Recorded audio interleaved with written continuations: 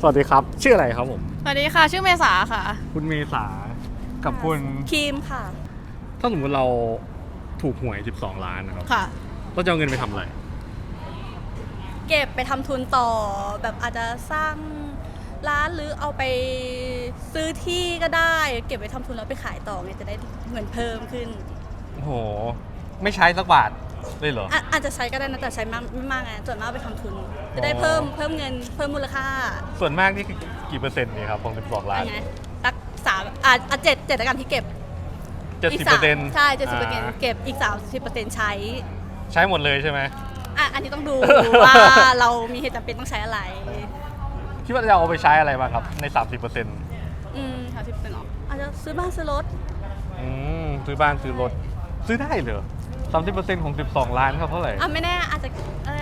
ซื้อพวกคอมมือถือใหม่ๆอะไรก็ได้ที่อยากได้น่าจะประมาณ 4-5 ล้านประมาณ4 ล้านวะก็ได้นะบ้านหลังเล็กโอเคครับขึ้นกราฟิกคำนวณคือทำทุนใช่คุณเมษาครับก็ถ้าเธอวะอย่างแรกเลยก็คือเราจะไปรับเงินแบบเงียบรับเงินแบบเงียบเราต้องไปรับเงียบๆเราจะแบบไม่เปิดตัวเสร็จแล้วว่าเอามาเก็บก่อนแล้วก็มาเคลียร์ว่าเรามีหนี้ไหมเคลียร์แบบเงียบๆแล้วเราก็ทำยังไงก็ได้ให้เงินอ่ะมันไม่นอนอยู่นิ่งๆเราต้องทำให้มันงอกแล้วต้องลงทุนอะไรก็ได้ที่ทำไงมันคือการลงทุนเราต้องดูด้วยว่าใช่ไหมครับว่ามันเสี่ยงมากเสี่ยงน้อยแล้วก็ต้องไปดูในตัวที่มันแบบแน่ๆแบบไม่ให้เงินเรามันนอนอยู่เฉยๆต้องงอกทำไงก็ได้ให้มันงอก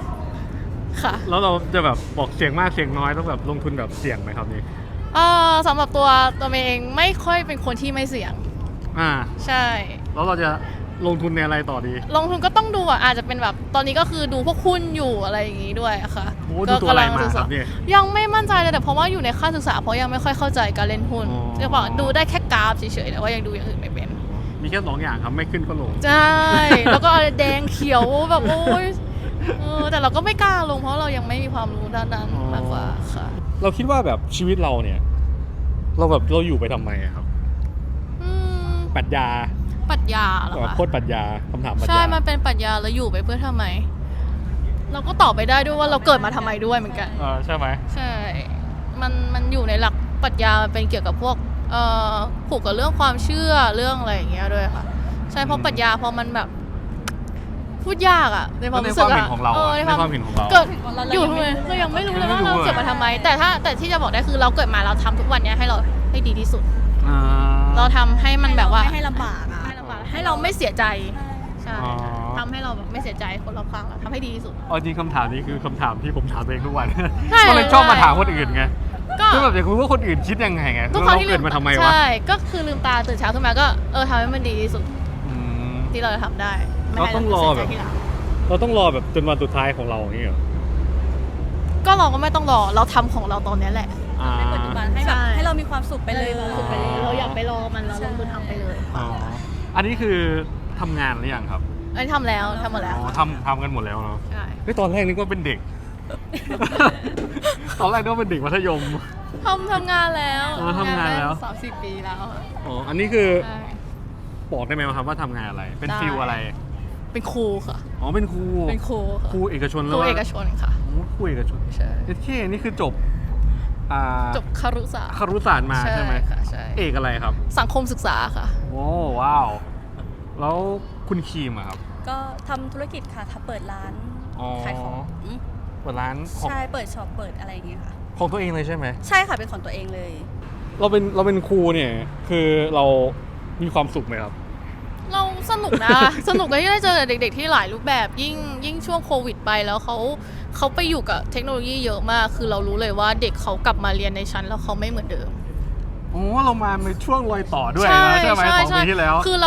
ามาทำเป็นงานเป็นครูในช่วงที่ก่อนจะเป็นโควิด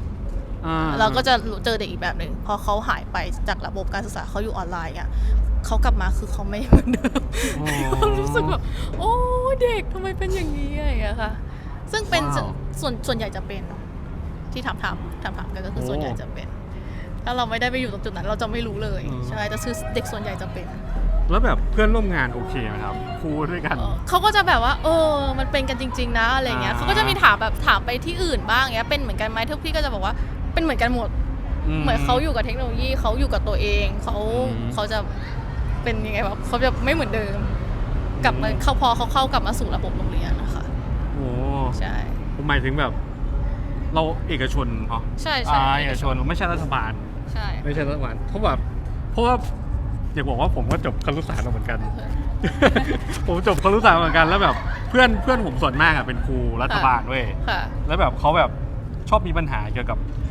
ครูสมัยก่อนครูรุ่นเก่าอ่ะของเราเป็นไหมครับ แบบครูเอกชนเป็นไหมแบบเนี้ย ไม่เป็นนะครับคุณครูที่นั่นถ้าเป็นครูที่อายุเยอะๆจะน่ารักมาก อ๋อเหรอ แล้วก็คือใช้เทคโนโลยีเก่งมาก จะมี iPad มีอะไรกันหมดเลย ถ้าไม่ได้เขาก็จะถามน้องๆว่าช่วยหน่อยได้ไหมอะไรอย่างเงี้ย คือเขาค่อนข้างน่ารักอะค่ะ น่ารักมากด้วย ครูรัฐบาลนี่เจอคนละฟิลครับทำให้แม่หน่อยได้ไหม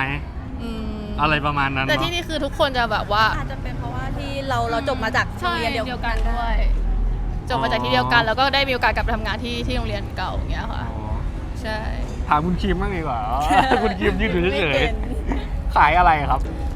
ขายเราจะเป็นแบบพวกหมูค่ะของสดเป็นช็อปหมูไปเลย ที่แบบของแข็งอะไรอย่างเงี้ยค่ะ เครื่องปรุงเครื่องใช้ ก็คือขายเนื้อ ใช่ค่ะ ขายเนื้อ ใช่ ขายเนื้อแล้วก็แบบ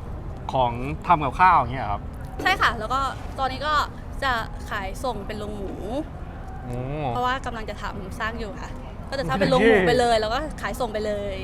อันนี้คือธุรกิจครอบครัวหรือเปล่าครับ ใช่ค่ะเป็นธุรกิจของคุณแม่ด้วย ก็เลยสานต่อ อ๋อมันยากไหมครับในการที่แบบทำงานร่วมกับพ่อแม่ ไม่ยากนะ อาจจะมีทะเลาะกันนิดนึง อ๋อ เพราะที่ความเห็นไม่ลงตัว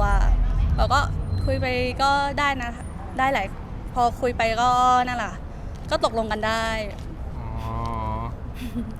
แต่ว่าก็ต้องอยู่ในบ้านเดียวกันใช่ไหม ใช่ค่ะอยู่ในบ้านเดียวกัน แล้วก็บริหารด้วยกัน ใช่ค่ะ แต่หลังๆก็จะเป็นเริ่มมาบริหารเอง ส่วนคุณแม่ก็พัก อ๋อเขาวางมือ ใช่ โอ้นับถือเอ้ยอยากมีธุรกิจตัวเองบ้าง แล้วอยากมีธุรกิจตัวเองบ้างไหมครับ แบบเขา ก็มีค่ะ มีทำธุรกิจ อ๋อเหรอ ด้วยเอง แต่ว่าไม่ใช่ของเต็มตัวแต่เป็นลักษณะแบบว่าเป็นเพิ่งจะเปิดเป็นครอบครัวทำด้วยกัน ใช่ค่ะ อันนี้คือขายอะไรครับ ทำโต๊ะจีนค่ะ โอ้โตัวจีน ใช่ค่ะ รับออกงานนอกสถานที่ อ๋อ ค่ะ ถ้าแบบโตัวหนึ่งตัวละเท่าไหร่ครับ ก็กับข้าว8อย่างก็1,500 บาทค่ะ ไม่รวมน้ำ เอ้ยถูกหรือผมเป็นค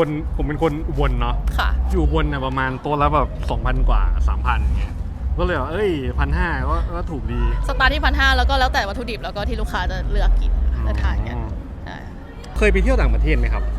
ไม่เคย ไม่เคยยังไม่เคย ยัง ไป ไม่เคยเลยเหรอ ใช่ ทั้ง2 คนเลย ใช่ ใช่มีความคิดอยากไปนะแต่เก็บเงินค่ะ เก็บเงิน เก็บเงิน ใช่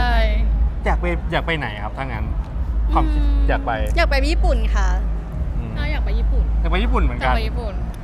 ทุกคนก็ตอบอยากไปญี่ปุ่น ถ้าไม่ใช่ญี่ปุ่นอ่ะ ญี่ปุ่น เป็นประเทศไหน แล้วประเทศไหนหรออะไรนะ ทิเบต อ๋อ อยากไปทิเบตอยากไปทิเบต คืออยากไปแต่ว่าลองไปเช็คออกซิเจนแล้วเช็คร่างกายแล้วไปไม่ได้ เป็นคนที่รับออกซิ ทำไม เพราะว่า คบ ทิเบตมันพื้นที่สูงออกซิเจนมันน้อย แล้วร่างกายรับไม่ไหว อ๋อ ใช่ค่ะ ก็เลยไปไม่ได้ ก็เสีย ไม่ ดาย ขนาด เหมือ นั้นเลยเหรอ ใช่ เอาแล้ว มี คน มี บ้าน พ เขา ระว่ อยู่กันยังไงอะ เขาจะชินกับพื้นที่มากกว่าแล้วเขาเป็นคนร่างกายแข็งแรง อย่างมีร่างกายไม่แข็งแรงค่ะ ใช่ ไม่เพิ่งรู้เลยเนี่ยต้องมี มันคือ requirement ด้วยเหร ต้องไปเหมือนว่าต้องไปเช็คก่อนว่าร่างกายเรารับไหวไหมกับออกซิเจนที่มันเบาบางเพราะมันสูง อ๋อ ใช่เพราะว่าอย่างเงี้ยค่ะ ถ้าเป็นคุณครีมอะครับอยากไปไหนที่ไม่ใช่ญี่ปุ่น ไปจีนค่ะประเท อ๋อ ศ ไป จี จีน น ทำไมครับ เอาจริงๆมีเพื่อนอยู่เป็นคนจีนนะ พอดีเพื่อน อ๋อ เขาจะเรียนมหาลัยเดียวกันแล้วแบบอยากไปอ่ะเขาเป็นคนชอบแบบพวกวัฒนธรรมจีนอย่างเงี้ยชอบดูซีรีส์ก็เลยแบบอยากจะตามไป อ๋อทั้งจีนทั้งญี่ปุ่นเลย ใช่ Thank you so much for presenting Andrew and Richard to Master Pian. And thank you so much, Brandon, Danielson,